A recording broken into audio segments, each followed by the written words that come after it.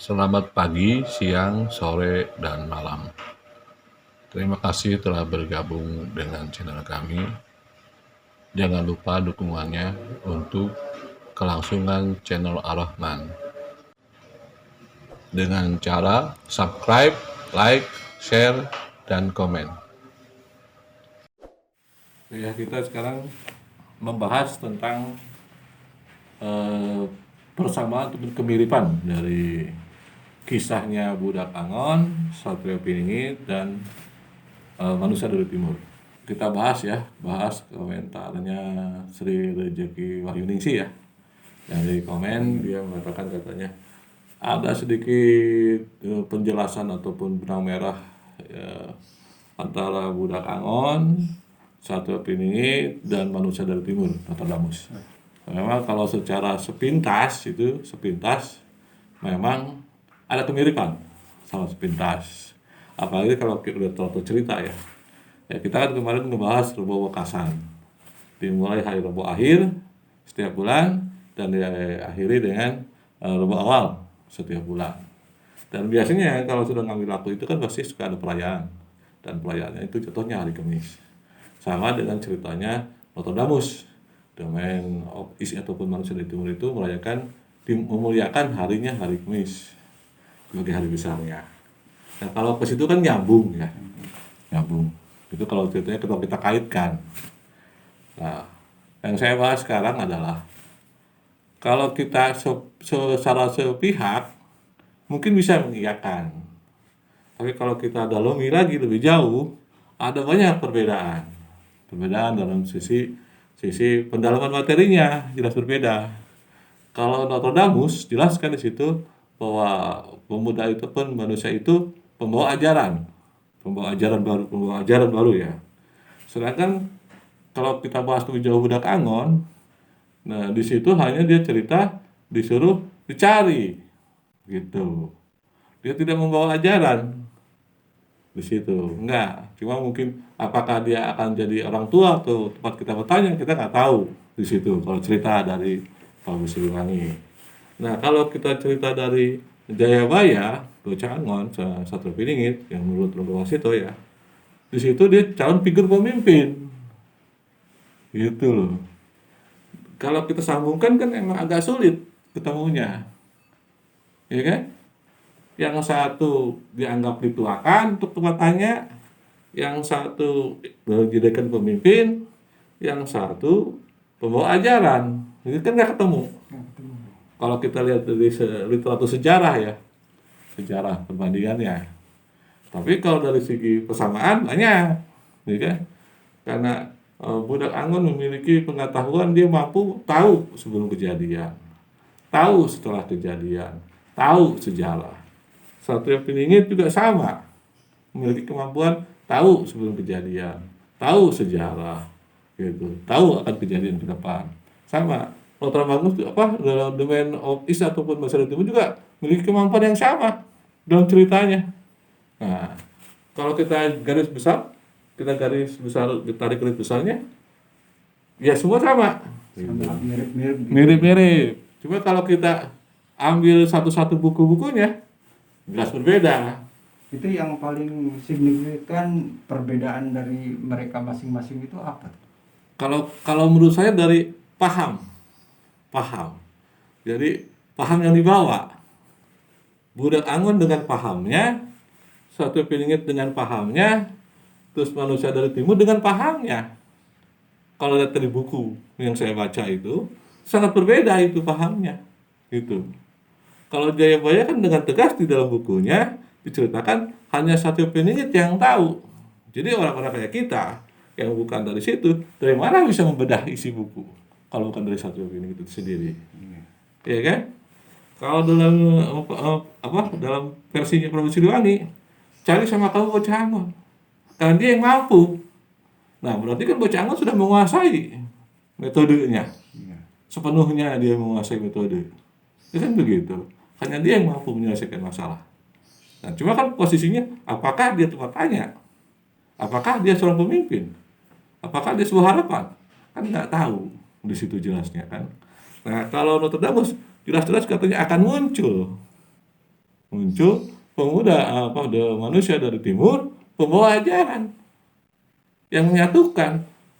Tidak dijelaskan tentang masalah kepemimpinan atau apa Nggak dijelaskan, tapi yang jelas ajaran. ajaran. Nah, kalau kita tarik lagi garis kan, apa yang dibawa ajarannya?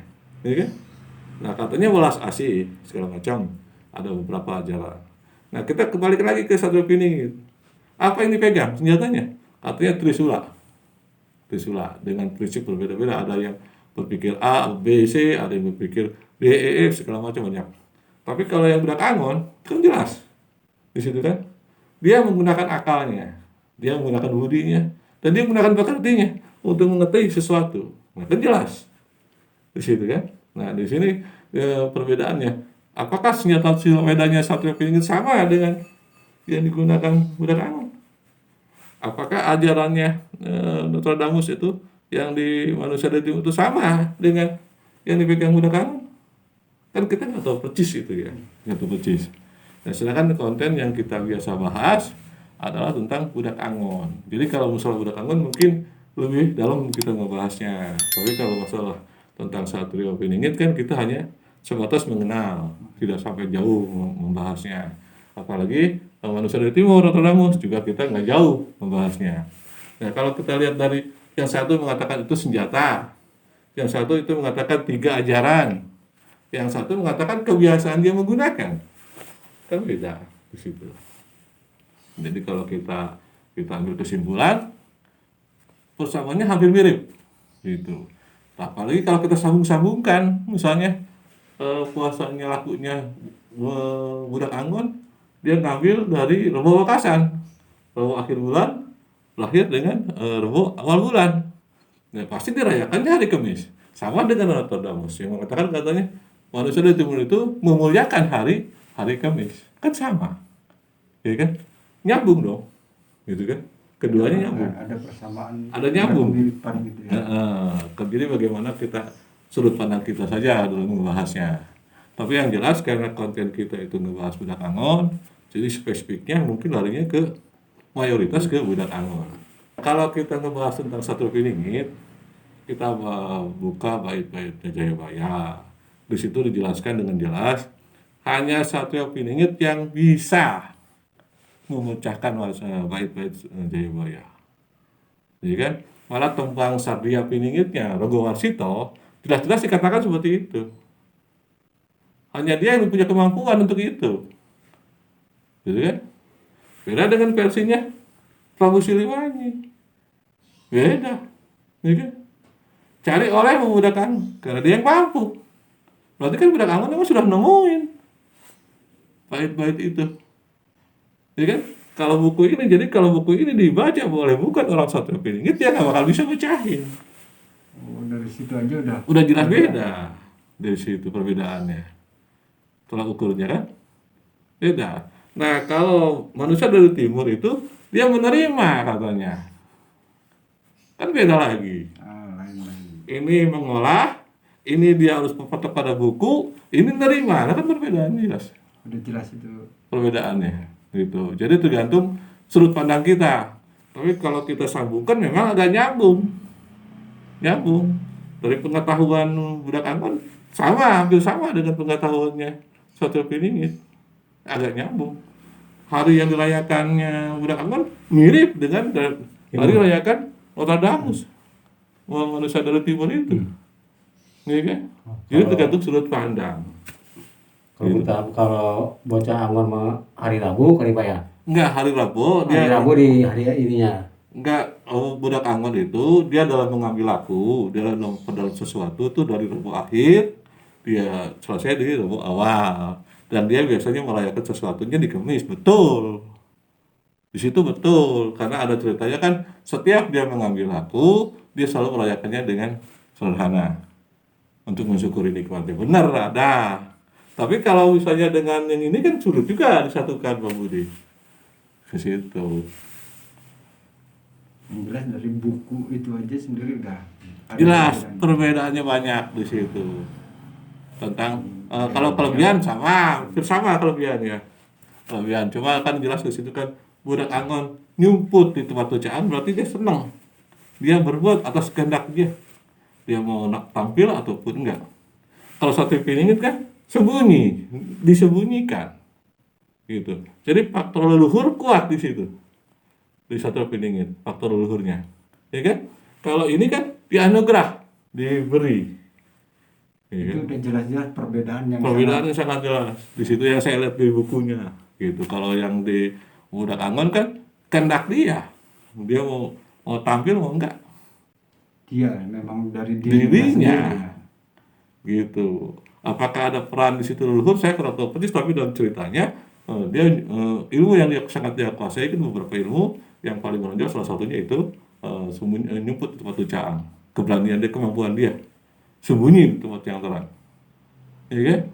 Beda dengan ini disembunyikan satria piningit itu. Kebalikannya Bang. Kebalikan, ini kan dia maunya dia, ini bukan, ya kan? Kalau ini dianugerahi, Udah jelas. beda-beda. Dari situ aja udah jelas.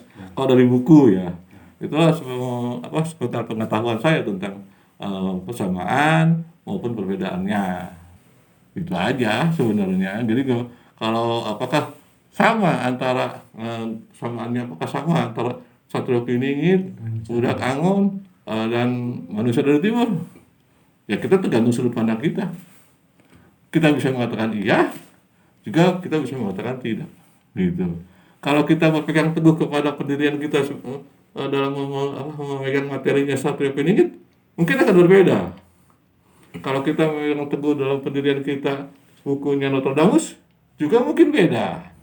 Nah, karena kita ini konten kita memegang teguh pada pendirian Budak Angon, jelas berbeda. Ya, pasti berbeda karena sudut pandang yang berbeda. Itu aja. Selesai cukup ya Ya.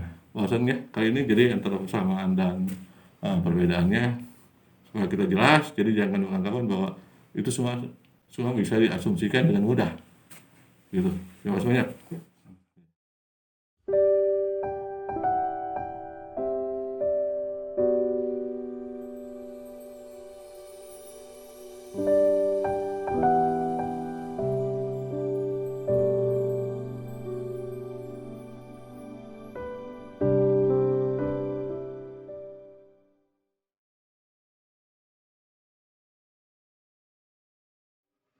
Ikuti terus video-video kami selanjutnya. Thanks for watching.